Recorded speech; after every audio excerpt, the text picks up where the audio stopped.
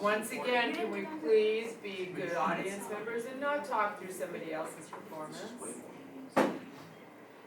All right, so we did something called Game Central Station. Where would we want to put this theme park? So our placement, we were thinking we'd like it to be in Dallas, Texas for numerous reasons. One, it has a high population. Dallas alone can support the business of this theme park to go on over and over and over with 1.3 million people as of 2013. So this allows frequent local customers to keep the park running and not completely dependent on over visitors. It has a large airport. With Dallas being a central point of travel from different interstates cross through, this means that people can choose to fly to Dallas or take a road trip as it connects to almost the whole United States. The only competition we have to deal with is Six Flags, and how many locations we have. As they have many locations, we feel we can stay relevant and do better because we can offer more quality since we're only focusing on one theme park. So Dallas is a perfect home for Game Central Station because games are synonymous with technology. With Dallas is growing with an urban environment and technology is growing, we'd like a theme park centralized around technology to be somewhere where it's always growing. So for our celebrity endorser, we would do the voice actors for Wreck-It Ralph and Fix-It Felix, and the voice actors are John C. Reilly and Jack McBrayer, because they're actually in the movie, which is kind of where we got the idea. So, I mean, it just kind of is easier. It's also really obvious with that because the characters are also based off exactly how they look in real life. I mean, although it's cartoonish, they were intended to look like the voice actors. So we thought, what better endorser than the people who actually spoke it? The products. Just like any other products, we'd like the idea of when you're selling products that other people can remember the theme park and they can look back at whatever they bought and think, oh hey, I had such a great time at this park, and it makes people want to come back again. So when we're selling our products, although things will be kind of cliche and standard like t-shirts, sweaters, and the occasional snow globe, when we're trying to sell our products, we want to make sure that they're implemented into our location, so it's involved with Dallas too, and involved with the Game Central Station. That's something that you just can't buy over the internet. So along with our products, there'll be a lot of one-offs, things that'll be created one time and only really sold during one season. Really, we just like to keep the authenticity of our products that we're selling. And our whole theme park kind of goes from the idea, if you guys have ever seen the movie Wreck-It Ralph, where they go in between the games, and it looks just like, I can't think of what it's called, in New York. Grand Central Station. Yeah. Grand Central Station. Yep. And So, hence the name pun, Game Central Station. and so, basically, it's just like you take different areas to different parts of the park where there's different rides. And our slogan is a line from the movie, and it's there's no one I'd rather be than me. And of course, if you're a kid, you're having a great time here. There's no one you want to be other than yourself. You're having a great time. All right, attractions. Oh wait, skipped it. Rides. So we're gonna have a Wreck-It Ralph the ride. Basically, that's going to be a ride that's going to. You want to explain the rides instead? Because Sure. I don't know as well. So Wreck-It Ralph, we talked about, would be kind of like a roller coaster where you're running from him and trying to, I guess, maybe fix things along the way. But basically, you're just trying to get away from Ralph because that's like the whole big thing of the Wreck-It Ralph, the actual game, is you're just trying to get away from Ralph as he's destroying the building.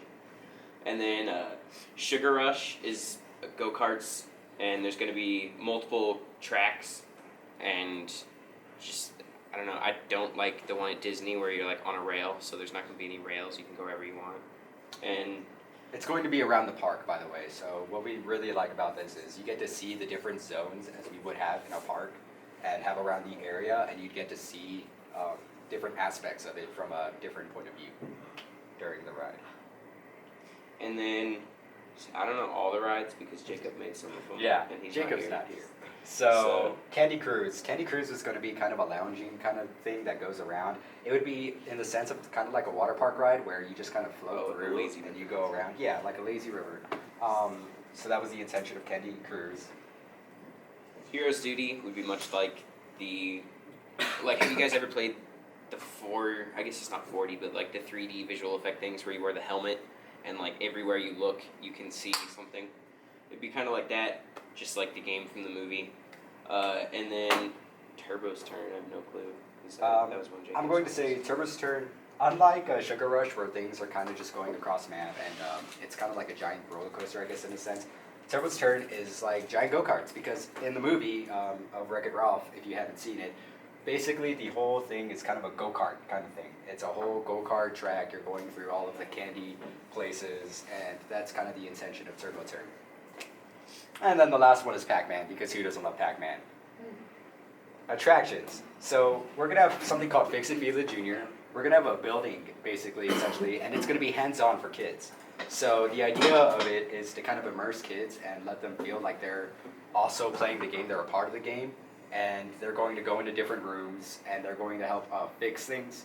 And on the walls, every single wall, there's going to be a giant Wreck-It Ralph in a digital form. We don't have a picture of it. And he's going to be kind of the sign that says, hey, get out of this room and go to a different room.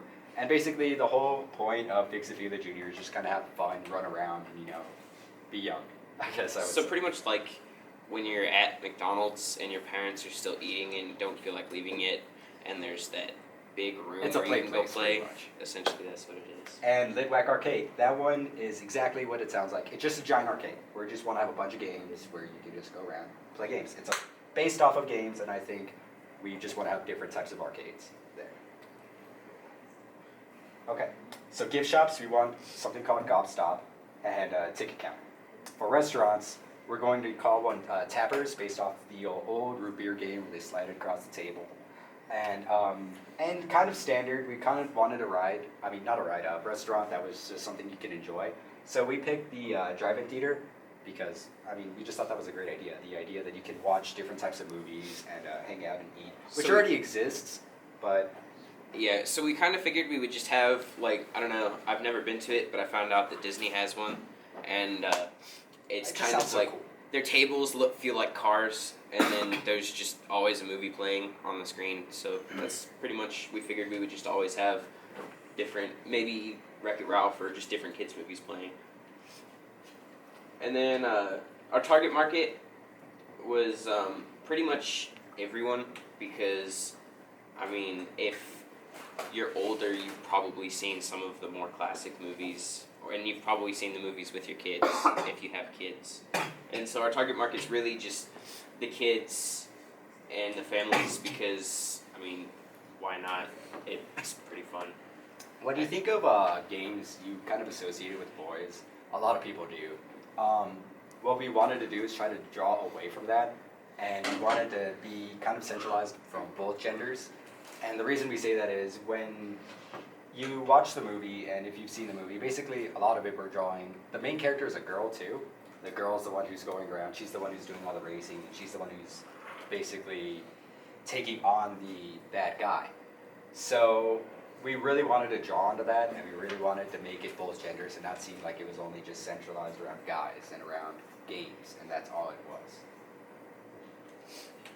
And then going into pricing strategies, for 4 people, our daily rate is $80, and we chose 4 people just because that's kind of like, like an average family size. So pretty much 20 people, or $20 a person for a day.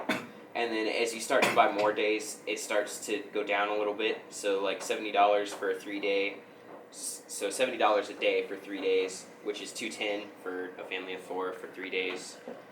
And then every additional day after 3 days is $60 a day, but that is of course for 4 people. And then for if you live local, so like Dallas and like smaller areas surrounding Dallas, it'd be $65 a day, just because if you live close, We there's a don't lot- want you to be paying full price if you're going to be living in the area. We kind of feel like that wouldn't really allow others to come back. Especially because if you live close, you're probably going to go multiple times. So we don't want to like scam you, and we're just going to get your money in the end for coming multiple times. We have an annual pass too, and once again, that's exactly what we're touching on about the. We want people to come back, and people who live around there, we don't want them to feel like it's too expensive. So for an annual, it's actually. We kind let's of do initially, 400. initially We're gonna we do went off of 400. Disney's prices and just knocked a few dollars off. Obviously, we're not Disney. We have about we have like 6 rides compared to their 44. So that was probably wrong of us to do. But we'd like to have an annual pass, and the annual pass basically, for anybody who does live there, they can just keep coming back as much as they want, 365 days a year. And you'd get discounts, like we have a 15% arcade discount, so arcade tickets would be a lot cheaper. And dining discount, 10% off, because, I mean, you're gonna have to eat there if you're there, so, for the day. And then merchandise discount of 5%, just because I feel like if you're there a lot, you're probably not gonna be buying shirts every time, so it's probably not that, like, important. Global marketing opportunities. So the only reason we didn't pick Europe is because when you have to think about the location and population, you have to think about how much space you have to be able to build a theme park. You can't really build it in an overpopulated area because, I mean, where's the space to build it? You need a lot to be able to put a theme park, I guess I would say. So that rolled out of different things, and then you have to take in the how much people are generally making in that area. If it's a theme park, it's kind of a luxury. It's a one-day kind of thing, and not many people who can't really afford a theme park would want to be in an area. So if we were picking an area, we picked a part in Australia, Sydney, Australia to be specific.